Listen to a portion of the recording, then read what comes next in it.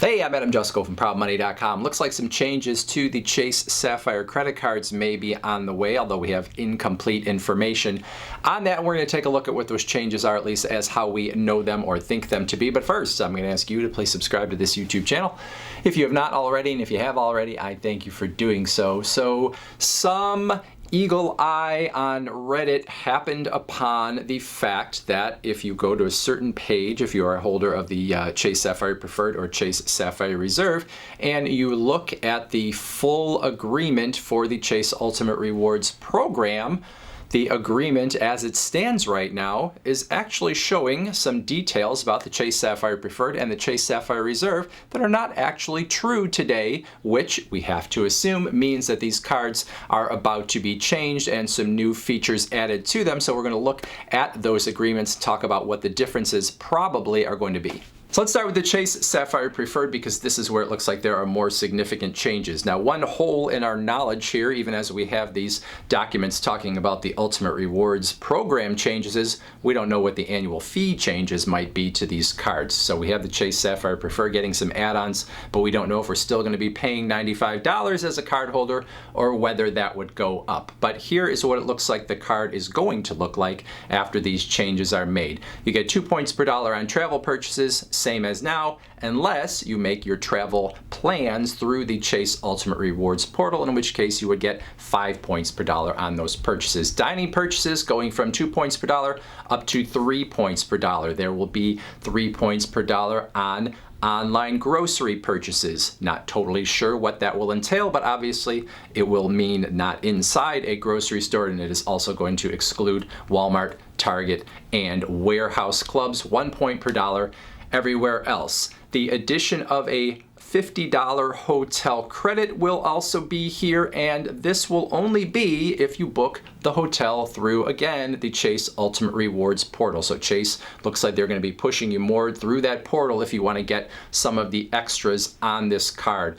Every year, a 10% anniversary bonus, and this is not 10% necessarily of the points you have earned in the year, but 10% in points of the actual spending you have done. So for example, if you spent $10,000 on the card, 10% of that you could think of as $1,000, and you get a point for each one of those $1,000. So a 1,000 point bonus on a $10,000 spend. However, on a $10,000 spend, it's possible you could have gotten 20,000 points or 25,000 points or whatever. So that bonus you're getting is not 10% of the points you've earned, it's 10% of the dollars that you've actually spent on the card. Oh, and it looks like August 15th of 2021 is when the changes would take place. So I guess we could assume there will be a new Chase Sapphire Preferred sort of announced on August 15th, and new card holders would get some of these things immediately. Existing card holders, at least on the hotel credit, would have to wait until their card holder anniversary after August 15th. And then that 25% bonus that you get when you redeem for travel through Chase's Ultimate Rewards portal would still exist. The Chase Travel Transfer Partners would still exist, all of that good stuff. So when I look at this card, you know, obviously it's better than it was before. We don't know if the annual fee is going up. So if the annual fee stays the same, well then obviously you have a better card overall. Now, the other thing we don't know is what will they do to the bonus. If they're going to beef up the card in the everyday spending, will Chase continue to be aggressive on bonuses for new card holders, or will it mean that maybe you don't get as much on the front end, but you're getting more in the everyday purchases? I have to say, Chase has been pretty aggressive on the bonuses even when they enhanced the Freedom card. So I don't know if they would make a cut to the bonuses here or not. And if you're worried about that, maybe you'd want to get the Chase Sapphire Preferred while it's still giving a 100,000 point bonus. But Chase has been pretty good about that in the recent past. But anyway, if he stays at the $95 annual fee level and you can get a decent bonus, well then obviously the card is better. Still, other than the bonus, I don't know if I would get it and pay $95 unless I wanted access to those travel transfer partners or the 25% boost in the Chase Ultimate Rewards portal, because a lot of what this card is offering otherwise you could still get through other no annual fee cards. That 10% anniversary bonus, unless you're really putting a ton onto this card, is not necessarily going to be a huge difference maker. So if you're somebody who already carries this card, well then you'll be happy because now you're getting more than you did before, at least assuming the annual fee stays the same. If the annual fee goes up, well then obviously you have to make a new equation. Now someone's going to make the comment that if you had a $95 annual fee and you're getting a $50 hotel credit, then you're essentially only paying $45 for a card that is giving you more every day. And that is true, but your hotel credit only comes through the Chase Ultimate Rewards portal, and you don't necessarily know, or you may be making sort of an allowance for the fact that you're getting a hotel credit, but maybe you could get the hotel cheaper somewhere else instead of the Chase Ultimate Rewards portal. So a big part of thinking about, Chase's Ultimate Rewards portal in general is how did their prices compare to prices of other portals out there, or airlines, hotels that are left out of their travel portal that maybe you could book in a different way and get a cheaper price, or maybe something that you would rather stay at. So anytime you're looking at credits like this, you always have to think, well, is this a credit, or is this something I would spend on normally in this manner, or is this something that I'm doing because this credit is available to me, and does that really negate part of the annual fee if I am changing my behavior in order to get a credit that the card is giving me? In a way, Chase has made it more difficult on themselves by beefing up the Chase Freedom cards so much, because those cards are so good now for no annual fee cards that the Chase Sapphire Preferred card cannot easily justify that $95 annual fee, or people can't easily justify it to themselves unless they know that they're going to get value from those Chase Travel Transfer Partners or through that Chase Ultimate Rewards travel portal when they pay to keep this card. All right, let's talk Chase Sapphire Reserve. I am assuming that this card is going to stay at the $550 annual fee level, because when Chase originally changed from $450 to $550, they really didn't add anything to the card, and for longtime cardholders, they were even giving a $100 credit to many of them, basically to say, oh, sorry, we increased your annual fee and didn't give you anything, and then we had a whole year of COVID and you couldn't travel. So I'm going to assume they're staying at $550 when we look at what the card will be offering. For the most part, it looks like it's going to be the same. You're still going to have your 3 points per dollar on travel, 3 points per dollar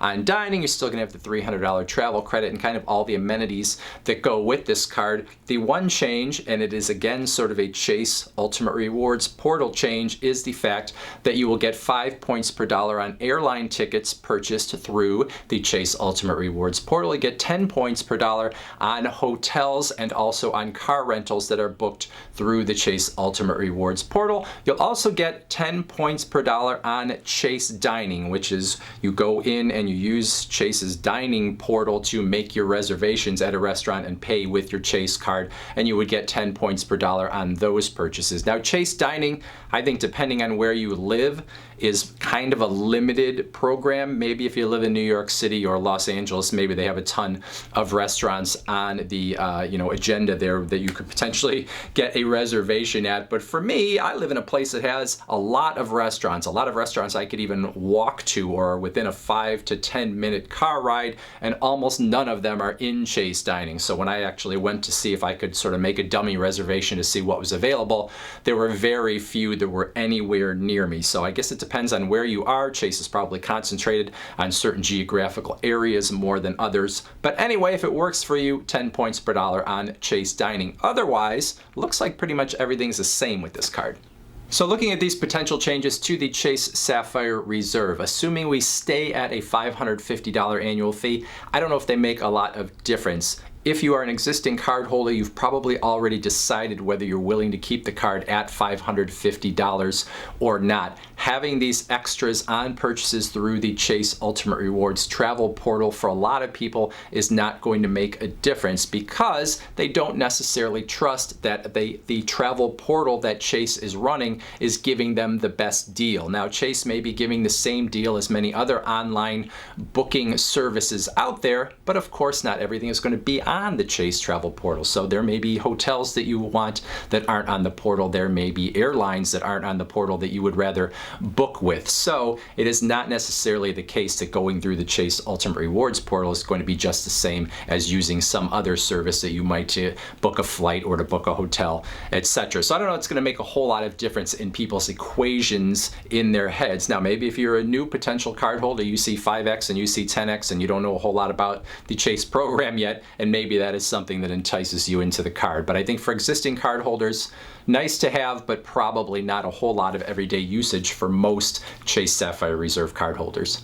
Now, when I talk about these potential changes, remember again that these are straight from the horse's mouth, but sort of from the horse's back door, which doesn't really sound the right way to put that. So let's say, again, these come from Chase. If you go through the Chase Ultimate Rewards portal and you're a Chase Sapphire Reserve or preferred card holder, you could find these documents and see that all of this has been laid out, and these are official documents from Chase's own website. Looks like they came from May is when they actually printed these things up and put them on the site. So we know that these are Chase's plans. We don't know if they're going to be their final plans, but they are showing them to their customers if their customers happen to stumble onto them right now. So we have to assume that these things are happening. What we don't know is the annual fees, and we also don't know if maybe there's some other kind of credit that could be coming down the line for Sapphire Reserve card holders or whatever. So whether this is the full, new situation and the annual fees are staying the same, or whether there are other things to come